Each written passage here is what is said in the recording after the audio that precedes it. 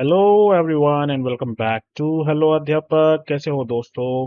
तो आपके लिए आज क्या है? आज आपके लिए खास है क्लास 8 का सोशल साइंस का क्वेश्चन पेपर। तो क्यों है ये खास? क्योंकि ये आपके मार्च में एग्जाम जो आने वाला है उसको आपको प्रिपरेशन कराने में हेल्प करेगा। तो बिना कोई टाइम वेस्ट किए सीधा चलेंगे क्वेश्चन पेपर की तरफ और देखेंगे इसमें क्या है। तो पहले है section A and there are 14 questions, 1 mark each. तो चलिए इनको पहले सॉल्व करते हैं। पहला है हु अपॉइंट्स द जजेस of high court. High court के जज को कौन अपॉइंट करता है? तो इसका सीधा सा आंसर है the president of India. Second है ब्रह्म समाज वाज फाउंडेड बाय। किसने ब्रह्म समाज की स्थापना किसने की थी? तो वो थे राजा राम मोहन रॉय। अगर आपको आंसर पता है मुझसे पहले बोलने की कोशिश करो और चेक करो कि आपके आंसर सही है या नहीं। The Scheduled Caste and Scheduled Tribe Prevention of Atrocities Act came into being in the year। अनुसूचित जाति और अनुसूचित जनजाति अत्याचार निवारण अधिनियम किस वर्ष में अस्तित्व में आया? 80, 85, 89 या 91? करेक्ट आंसर है 89। Which one of the following is not a public facility? इनमें से क्या जो है वो पब्लिक फैसिलिटी नहीं है, सार्वजनिक सुविधा नहीं है? वाटर, इलेक्ट्रिसिटी, हाउस या स्कूल? तो इनमें से हाउस जो है ये सार्वजनिक सुविधा नहीं है। The Bhopal gas tragedy took place कब हुआ था? ये 1984 में हुआ था। तो यहाँ पर बाकी के सारे ऑप्शन अलग हैं, 89, 85। तो इसका मतलब है 2 दिसंबर 1984 में हुआ था। सिक्स, सिलिकॉन वैली कहाँ है? सिलिकॉन वैली न्यूयॉर्क या कैलिफोर्निया? कैलिफोर्निया में है। और which metal is often called the backbone of the modern industry? तो आधुनिक उद्योग की रीढ़ कहा जाता है स्टील को। Eighth question, in 1999 the world population reach. 99 में कहाँ पहुंच गई थी? 6 बिलियन तक जनसंख्या जो है वो पहुंच गई थी। The most populate continent is कौन सा है? ऑफ कोर्स एशिया है, जहां पर इंडिया और चाइना होंगे वही मोस्ट पॉपुलेटेड होगा। According to population what is India's rank in the world? कुछ वक्त पहले सेकंड थी, लेकिन अभी हाल ही में हमने इसमें भी चाइना को पछाड़ दिया। अब हमारे पास दुनिया में सबसे ज्यादा लोग हैं। 11th क्वेश्चन यहाँ पर देखिए, identify the tribal community of Gujarat shown in the picture. तो ये एक ट्राइबल कम्युनिटी है गुजरात की, आपको बताना है ये कौन है। क्या ये खोंड है, भील है, संथल है या निशी है? तो ये एक्चुअली भील कम्युनिटी है। ये सवाल जो है नीचे वाला ये विजुअली इम्पेयर्ड स्टूडेंट्स के लिए है। अगर कोई ऐसा है जो देख नहीं सकता है और पिक्चर में पहचान नहीं सकता तो उसके लिए ये वाला क्वेश्चन। चलिए पर इसको भी देख लेते हैं एक बार। Santhal tribe belongs to which state? Kerala, Tamil Nadu, Haryana, Jharkhand? वैसे जो ये ट्राइब है ये बिहार, झारखंड, बंगाल, उड़ीसा, आसाम, त्रिपुरा इस साइड रहती है। तो इनमें से जो ऑप्शन मुझे लग रहा है वो है झारखंड। आगे 12th क्वेश्चन, यहाँ पर एक पिक्चर क्वेश्चन है। Identify the freedom fighter shown in the picture. यहाँ पर पिक्चर में आपको कौन दिखाई दे रहे हैं? तो आपको पिक्चर देखते ही पता चल जाना चाहिए कि ये लाला लाजपत राय जी है। 13th question, arrange the following events in ascending order according to the year of occurrence. दो आपको यहाँ पर इन्होंने घटनाएं दे रखी हैं। सिपाही जो है वो मेरठ से दिल्ली पहुंच गए और बहादुर शाह जफर जो है वो रंगून की जेल में मर गए। तो इन दोनों में से जो पहले हुआ था वो था ये, sepoys rush to the Delhi from Meerut. और सेकंड जो है वो ये है, Bahadur Shah Zafar died in Rangoon jail. तो ये ऑलरेडी जो है असेंडिंग ऑर्डर में ही लगा हुआ है। 14th क्वेश्चन है, arrange the following events in descending order of according to the year. तो अब हमें यहाँ क्या दिखाना है? डिसेंडिंग में मतलब जो इवेंट बाद में हुई है वो पहले बतानी है। और क्वेश्चन है, a madrasa was set up in Calcutta और वुड्स डिस्पैच वाज इशूड। तो इनमें से जो इवेंट बाद में हुई थी वो है वुड डिस्पैच वाज इशूड, और उससे पहले हुई थी मदरसा वाज सेटअप इन कैलकाटा। तो आप पहले इसको लिखेंगे और फिर उसके बाद इसको लिखेंगे। चलिए 15th क्वेश्चन की तरफ बढ़ते हैं। यहाँ पर क्या दे रखा है? Match the following. तो यहाँ पर हमें plants and trees, vehicles, rocks and minerals, और हमें इनको बताना है ये कि किस तरह के रिसोर्सेस हैं। जैसे प्लांट्स और ट्रीज जो है ये बायोटिक है, बायोटिक रिसोर्सेज। व्हीकल्स क्या है? ये ह्यूमन मेड रिसोर्स है। और रॉक्स एंड मिनरल्स जो है ये अबायोटिक रिसोर्स है। चलिए आगे बढ़ते हैं 16th क्वेश्चन की तरफ। What is shifting cultivation? What are its disadvantages? Name the fiber crop and name the climatic condition required for their growth. झूम खेती क्या है, इसके नुकसान क्या है? रेशेदार फसलों के नाम बताइए और उनकी वृद्धि के लिए आवश्यक जलवायु की परिस्थितियों के नाम बताइए। तो shifting cultivation is the form of agriculture in which a plot of land is cleared by felling the trees and burning them. The ashes are then mixed with the soil and crops are grown. After some time, the land is abandoned and the farmer moves to a different place. It is disadvantageous because it involves deforestation and burning of trees. Thus, it is not a good for environment. तो इसमें क्या होता है, पेड़ों को काटकर और उन्हें जलाकर जो जमीन है उसको साफ कर दिया जाता है, फिर राख मिला दी जाती है उसमें और फसल उगा दी जाती है, फिर कुछ समय बाद उस जमीन को भी छोड़ दिया जाता है और किसान दूसरी जगह पे चले जाते हैं। तो ये नुकसानदेह है क्योंकि इसमें क्या होता है, पेड़ों की कटाई हो रही है, पेड़ों को जला रहे हैं और ये जो है एनवायरनमेंट के लिए अच्छा नहीं है। आगे बढ़ते हैं। Two major fibre crops are jute and cotton. तो जूट और कपास जो है वो दो मेजर फाइबर क्रॉप हैं। Jute grows well on alluvial soil and requires high temperature, heavy rainfall and humid climate for its growth. Cotton needs high temperature, light rainfall, bright sunshine for its proper growth. तो जो jute है उसको जलोढ़ मिट्टी अच्छी तरीके से उगा सकती है और इसके लिए टेम्परेचर ज़्यादा होना चाहिए, बहुत ज़्यादा बारिश होनी चाहिए और जो है ह्यूमिडिटी होनी चाहिए वहाँ पे। कॉटन के लिए क्या चाहिए, सिर्फ टेम्परेचर चाहिए, लाइट रेनफॉल चाहिए और ब्राइट सनशाइन चाहिए। तो इसका मतलब क्या हुआ, इंडिया में कॉटन कहाँ उग सकता है, जहाँ पर प्लेन एरिया है, ये ऐसी जगहों पर नहीं उग सकता जहाँ पर सूरज की रोशनी कम आती है, जैसे कि पहाड़ों पे। चलिए 17th क्वेश्चन क्या है, what was the demand of Rani Lakshmibai of Jhansi that was refused by the British. और इसी के साथ दूसरा क्वेश्चन है, what objection did the sepoys have the new cartridge that they were asked to use. Jhansi की रानी लक्ष्मीबाई की क्या मांग थी जो अंग्रेजों ने स्वीकार नहीं की, और सिपाहियों को उन नए कारतूसों से क्या आपत्ति थी जिनको उपयोग करने के लिए उनसे कहा गया था। तो रानी लक्ष्मीबाई क्या है, रानी लक्ष्मीबाई चाहती थी कि जो कंपनी है वो रिकॉग्नाइज करे उसके उनके अडॉप्टेड सन को as their heir to the kingdom after the death of her husband, but British refuse her plea. वो क्या चाहती थी कि कंपनी उनके पति की मृत्यु के बाद जो उन्होंने गोद लिया है बेटा, उसको उत्तराधिकारी माने और उसको जो है आने वाला राजा माने, लेकिन अंग्रेजों ने इसको मना कर दिया। इसी का सेकंड पार्ट है, the sepoys objected that the new cartridge that they were asked to use were coated with fats of cows and pigs. तो क्या हुआ था कि जो बुलेट्स, जो कारतूस, जो कार्ट्रिजेस उनको इस्तेमाल करने के लिए दी थी, उसमें गाय की चर्बी और सुअर की चर्बी मिक्स थी, जिसका मुस्लिम और हिंदू दोनों ने ही मिलकर विरोध किया कि ये इनकी धार्मिक भावनाओं के खिलाफ है और उन्होंने मना कर दिया कि हम ये यहाँ जो कारतूस हैं इसका इस्तेमाल नहीं करेंगे। यहीं से राइज हुआ था मंगल पांडे का। 17th के बाद 18th क्वेश्चन है, what are the advantages to the foreign companies in setting up production in India.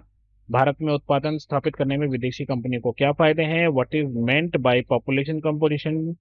और 20th क्वेश्चन है, take some of the public facilities in your area such as water, electricity, etc. Is there some scope to improve these? What in your opinion should be done?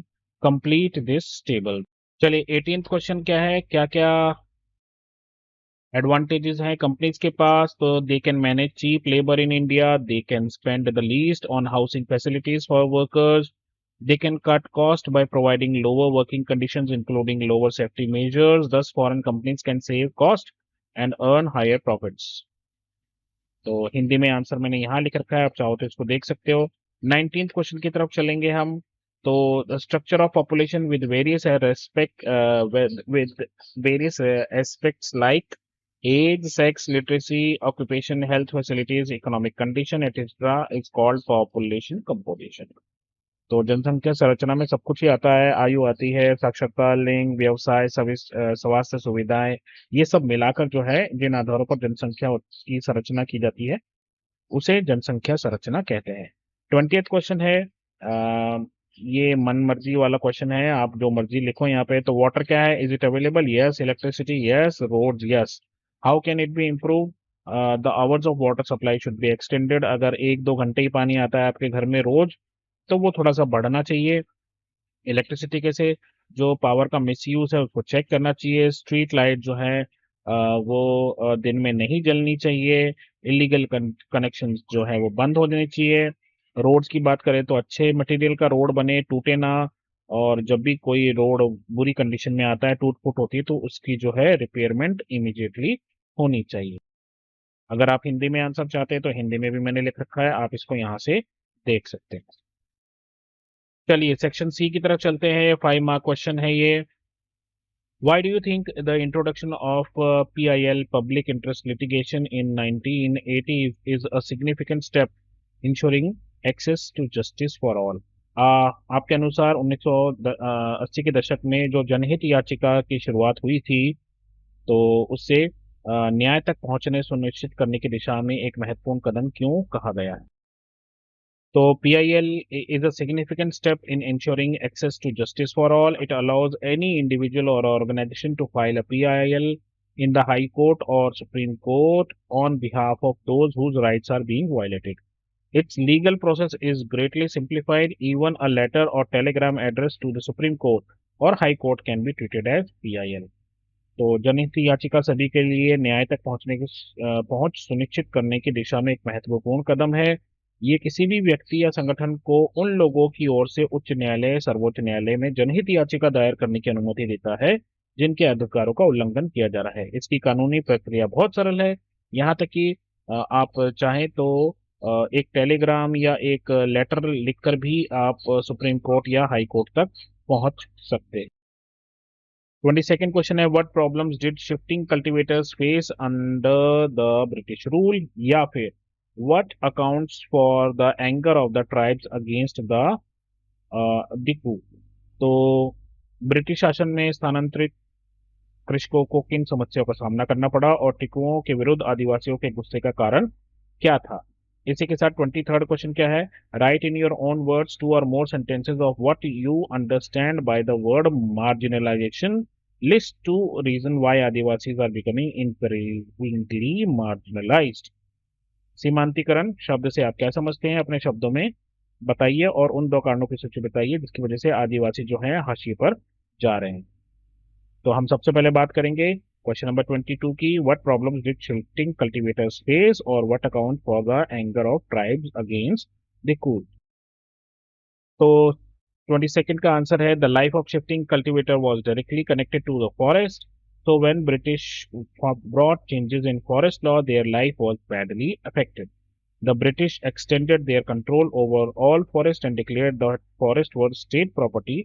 Some forests were classified as reserved forest for they produced timber which British wanted. In these forests, people were not allowed to move freely and practice jhum cultivation. As a result, jhum cultivators had to move to other areas in search of work. Hindi में इसका answer मैंने यहाँ पर लिख दिया है, आप चाहो तो इसको देख सकते। इसी का और पार्ट है कि जो डिकूज हैं उनसे नाराज क्यों थे, तो आइए वो भी देख लेते हैं। The tribals wanted to drive out the dikus, missionaries, money lenders, Hindu landlords and the government because they saw them as the cause of their misery. The following facts account for their anger against Dikus. The land policies of British were destroying their traditional land system. Hindu landlords and moneylenders were taking over their land, or missionaries were criticizing their tradition and culture. तो इसके जो answers हैं वो हिंदी में मैंने यहाँ लिख दिए हैं, you can check it out. बढ़ते हैं आगे मार्जिनलाइजेशन वाले क्वेश्चन की तरफ। तो ये रहा मार्जिनलाइजेशन क्वेश्चन का आंसर, इसको भी देख लीजिए।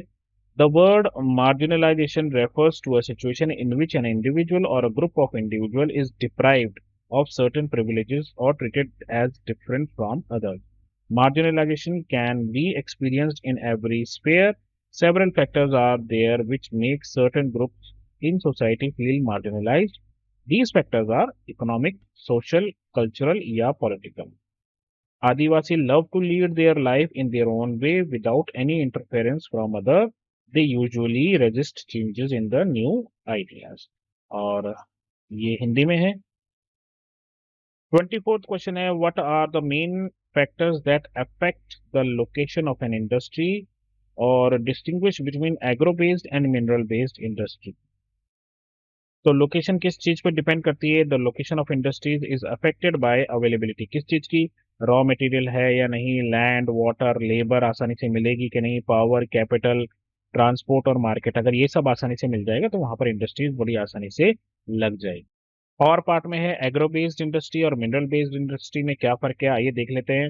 तो agro based industries use plant and animals based products such as their raw material. तो मतलब जो एनिमल से या प्लांट से जो हमें कच्चा माल मिलता है उस पे ये आधारित है। और mineral based industry use mineral ores, तो ये किस पे? ये खनिज के ऊपर डिपेंडेंट होती है। एग्जाम्पल क्या है रॉ मटेरियल की? एनिमल की स्किन हो सकती है या क्रॉप हो सकती है। और मिनरल में क्या हो सकता है? आयरन का ओर हो सकता है, लाइमस्टोन हो सकता है। इंडस्ट्री की एग्जाम्पल क्या है? लेदर इंडस्ट्री हो गई या फूड प्रोसेसिंग इंडस्ट्री हो गई जैसे अमूल। और इसमें एग्जाम्पल हो जाएगी iron and steel industry. Hindi में आंसर आप यहाँ से देख सकते हैं। 25th क्वेश्चन देखते हैं। Open source source based course question है ये, सोर्स बेस्ड क्वेश्चन है ये। We first tie them down to the pile.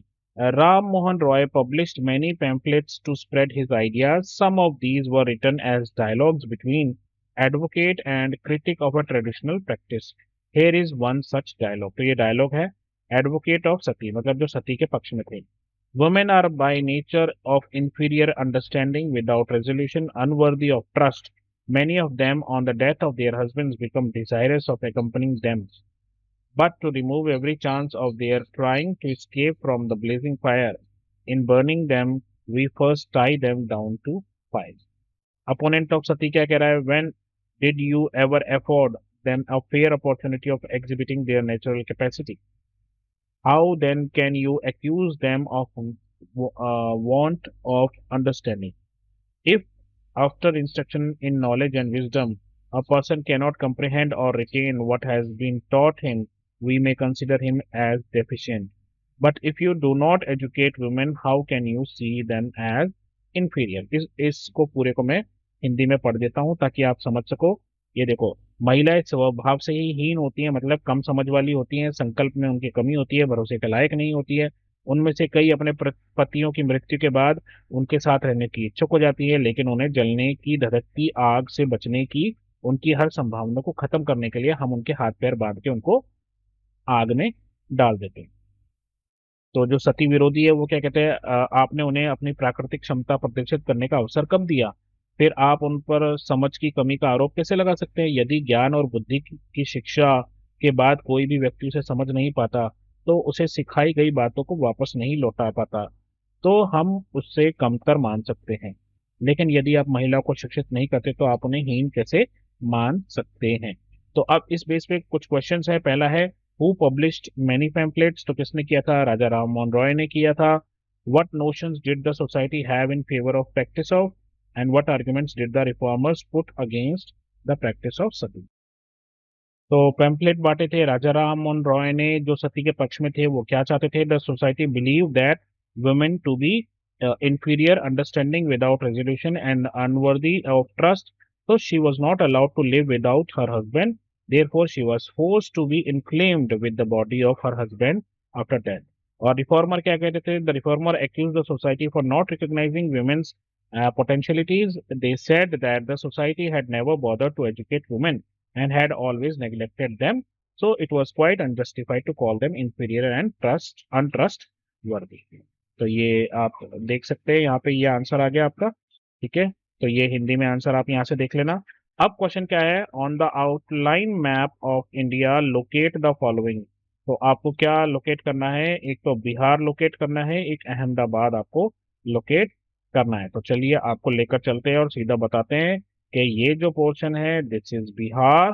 पहले ये बिहार यहाँ तक था, पर अब उसके ये एक अलग स्टेट बन गया है।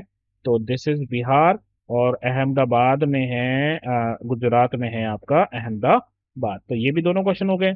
चलिए आगे बढ़ते हैं। आगे क्या है? On the outline map of world locate the following centre of industries. क्या बताना है आपको? पिट्सबर्ग। अब पिट्सबर्ग कहाँ है? आइए ये देख लीजिए, ये आपके नॉर्थ अमेरिका में ये जो हिस्सा है this is called as Pittsburgh. तो मेरे लिए अभी बस इतना ही दोस्तों। आपका पेपर बहुत अच्छा जाए, मुझे ये उम्मीद है और प्रे कर रहा हूँ मैं आपके लिए। तो अभी के लिए बस इतना ही। अपना ध्यान रखें, मम्मी पापा का कहना माने, और जब भी कोई प्रॉब्लम हो तो नॉक कीजिए और बोलिए hello Adhyapak. Take care, bye bye, have fun, all the very best for your exam.